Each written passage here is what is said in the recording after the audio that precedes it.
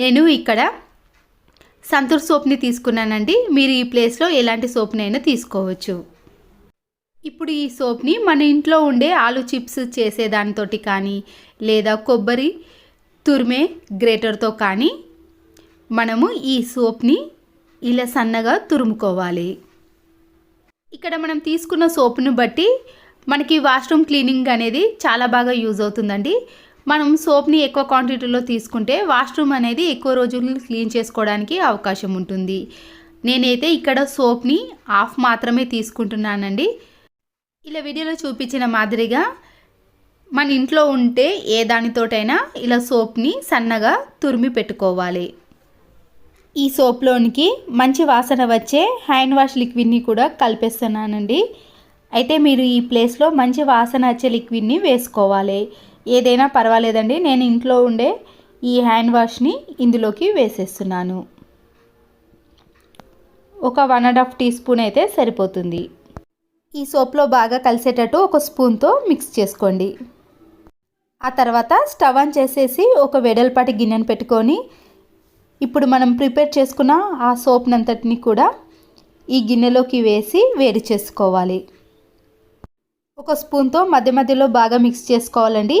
ఈ సోప్ అనేది బాగా కరిగేంత వరకు కూడా వేడి చేసుకోవాలి. నేను ఇక్కడ లో ఫ్లేమ్లోనే ఒక 5 to 8 మినిట్స్ పాటు వేడి చేశానండి. చూసారు కదండి, ఇలా గట్టిగా అయిన తర్వాతనే మనము స్టవ్ని ఆఫ్ చేసుకోవాలి. ఇది కొద్దిగా చల్లారిన తర్వాత ఒక ప్లేట్ తీసుకొని దానిపైన నేను ఈ సిల్వర్ పేపర్ వేసానండి. మీరు ఈ పేపర్కి బదులుగా మామూలు ప్లాస్టిక్ కవర్ని కూడా వేసుకోవచ్చు. కొద్దిగా మందంగా ఉండే ప్లాస్టిక్ కవర్ని వేసుకోండి. ఇలా ప్రిపేర్ చేసిన దానిని ఈ సిల్వర్ పైన ఒకే దగ్గర కాకుండా కొద్దిగా స్ప్రెడ్ చేసుకోవాలి. మరీ పల్చగా కాకుండా మరీ మందంగా కాకుండా చేసుకోవాలి. నేను ఇది పూర్తిగా చల్లారేదాకా అలాగే ఉంచేసానండి. చూసారు కదండి, కలర్ కూడా చేంజ్ అయిపోయింది. నేను 2 అవర్స్ పాటు అలాగే ఉంచేసాను. ఇలా పూర్తిగా గట్టిపడిన తర్వాతనే ఈ సిల్వర్ పేపర్ నుంచి ఇలా తీస్తే వచ్చేస్తుంది. ప్లాస్టిక్ పేపర్ అయినా యూజ్ చేయొచ్చండి. ఇప్పుడు దీనిని ఒక ప్లేట్లోకి తీసుకొని నైఫ్తో సన్నగా కట్ చేసుకోవాలి. ఇలా మనకి ఏ సైజులో కావాలంటే ఆ సైజులో చిన్నగా కట్ చేసుకోండి. ప్రతిరోజు వాష్రూమ్ని క్లీన్ చేయాల్సిన అవసరమే లేదండి. మంచి వాసన కూడా రావాలంటే ఇలా ఒక్కసారి ట్రై చేయండి. ఇప్పుడు ఈ కోసెట్లో మనము ఈ పీసెస్ ఉన్నాయి కదండి, దానిని ఒకటి తీసుకొని దీంట్లో అతికించేసేయాలి. ఈ సోప్ని మనం కొద్దిగా వేడి చేయడం వలన ఎక్కడ అతికించేసినా కూడా గట్టిగా అలాగే అతుక్కుంటుందండి. కింద పడే అవకాశం అయితే ఉండదు. ఇలా గట్టిగా ప్రెస్ చేసిన తర్వాత మనము ఫ్లష్ని ఆన్ చేసామనుకోండి, డైరెక్ట్గా దాంతోపాటు సబ్బు నురుగ కూడా వచ్చేస్తుంది. ఇలా ఎన్నిసార్లు ప్రెస్ చేసినా కూడా సబ్బు నురుగ అనేది దానంతటా అదే ఈజీగా వచ్చేస్తుంది.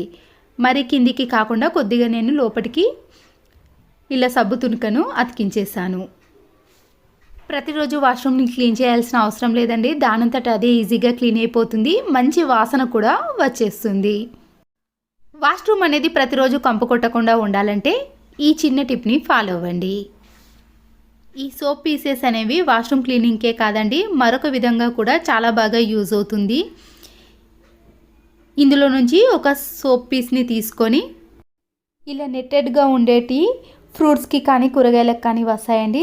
దాంట్లో ఈ సబ్బు తునుకను అందులో పెట్టేసి గట్టిగా ముడివేయాలి.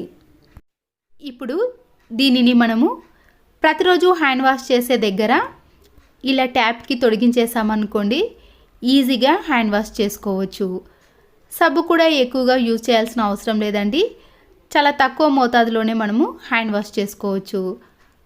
ఎక్కువ సోప్ని యూజ్ చేయకుండా ఇలా తక్కువ మోతాదులోనే హ్యాండ్ వాష్ని చేసుకోవచ్చు. సబ్బు తునుకలను వేస్ట్ చేసే వారికి ఈ టిప్ అనేది చాలా బాగా యూజ్ అవుతుందండి.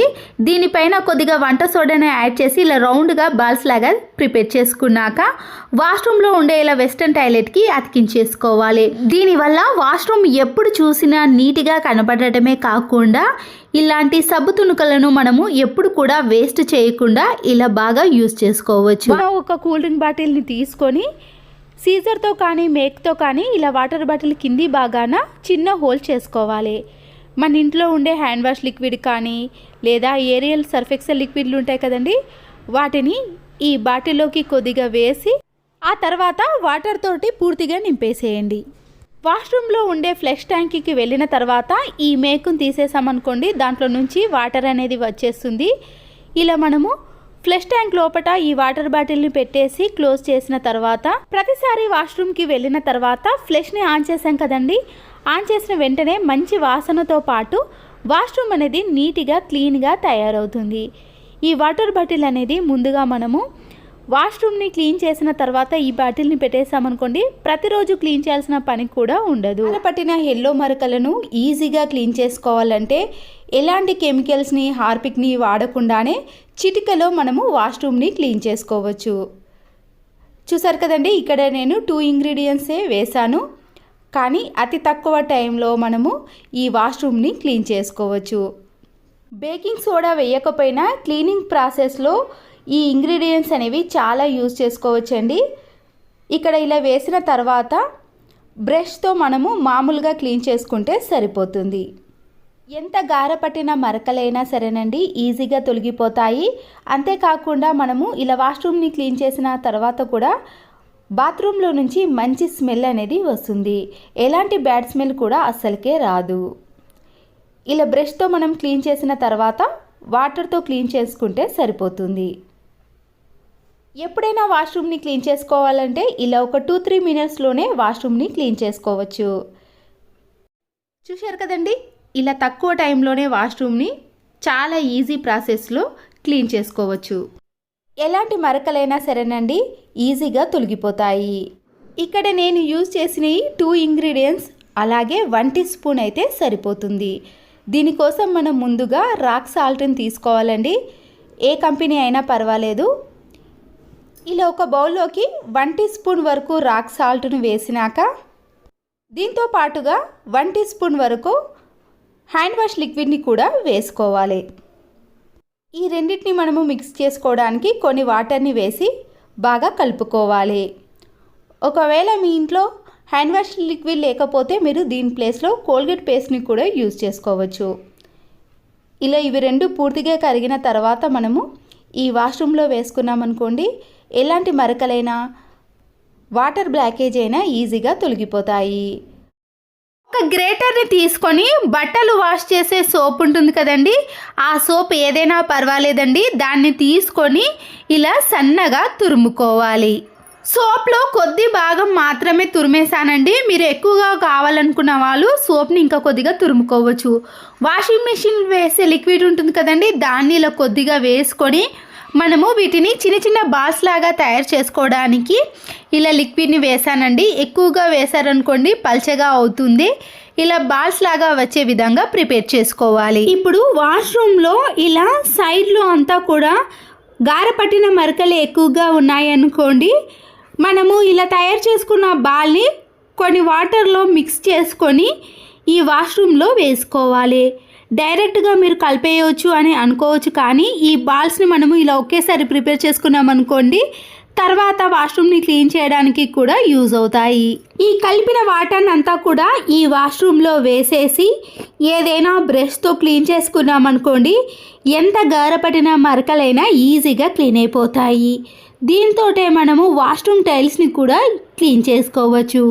హార్పిక్ లాంటి కెమికల్స్ని వాడటం కంటే ఇలా ఇంట్లో ఉండే వాటితోటే ప్రిపేర్ చేసుకున్నాం అనుకోండి, వాష్రూమ్ కూడా ఎప్పుడు చూసినా నీట్గా కనబడుతుంది. క్లీన్ చేసుకున్నాక వాటర్తో ఇలా క్లీన్ చేసి చూడండి, ఎంత గారపట్టిన మరకలైనా లేదా వాష్రూమ్ నల్లగా జిడ్డుగా తయారైనప్పుడు దీంతో క్లీన్ చేసుకున్నారనుకోండి, వాష్రూమ్ అనేది ఎప్పుడు చూసినా కొత్త దానిలా కనిపిస్తుంది. చూసారు కదండి, సైడ్లో కూడా ఎలాంటి మరకలు లేకుండా ఇలా నీట్గా ఉంటుంది. పూర్తిగా క్లీన్ చేసిన తర్వాత మీకు దగ్గర నుంచి చూపిస్తున్నాను చూడండి, సైడ్లో ఉన్న మరకలు కూడా పూర్తిగా తొలగిపోయాయి.